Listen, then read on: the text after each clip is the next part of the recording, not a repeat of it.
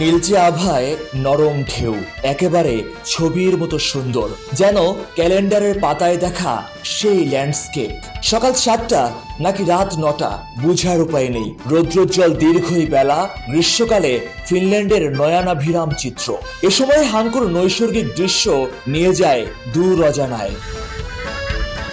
শীতকাল জুড়ে পর্যটক শূন্য, শুনশান নীরব। নীলচে পানি আর পাথর পাহাড়ের মনোমুগ্ধকর দৃশ্য উপভোগ করার সেরা সময় গ্রীষ্মকাল। সৈকত তীরের কটেজগুলো চোখ ধাঁধানো। প্রকৃতির অনেক রূপ অনেকেই দেখেছেন, তবে হাঙ্কুর সৌন্দর্য আবিষ্কার করা যায় প্রকৃতির সঙ্গে ইতিহাস ঐতিহ্যের মিশেলে।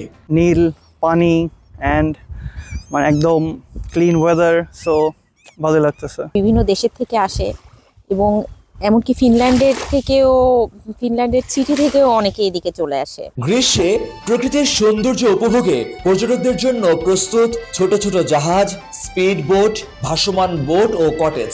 অপেক্ষায় প্রবাসী বাংলাদেশি পর্যটন ব্যবসায়ীরাও। আমরা যারা ব্যবসায়ী রয়েছি তারা আমরা এই সামারের জন্য অপেক্ষা করি, যাতে টুরিস্টরা আসে, তখনই আমাদের ব্যবসা ভালো হয়। আমরা এখানেও আমাদের একটা ব্যবসা আছে যেটা নাকি খুবই সিজনাল, গ্রীষ্মকালে আমরা করে থাকি, সেটাই এখন দেখতে আসছি এখানে কিভাবে কি কতটুকু করা যায়। প্রাচীন শহর হাঙ্কোতে পর্যটকদের যাতায়াত 1880-এর দশক থেকে।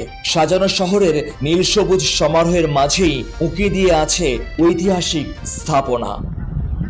একপাশে শান্ত সুনীল পানির কলতান, অন্য পাশে ইতিহাস ঐতিহ্যের স্থাপনাগুলো দাঁড়িয়ে আছে, এবং এটি একসাথে দেখার জন্য মোক্ষম সময় হচ্ছে গ্রীষ্মকাল। সেটি এখন ফিনল্যান্ডে অপেক্ষায়, এবং অন্যান্য দর্শনার্থী যারা আছেন তারাও আছেন হাঙ্কোতে এসে এই সময়টিকে উপভোগ করবেন।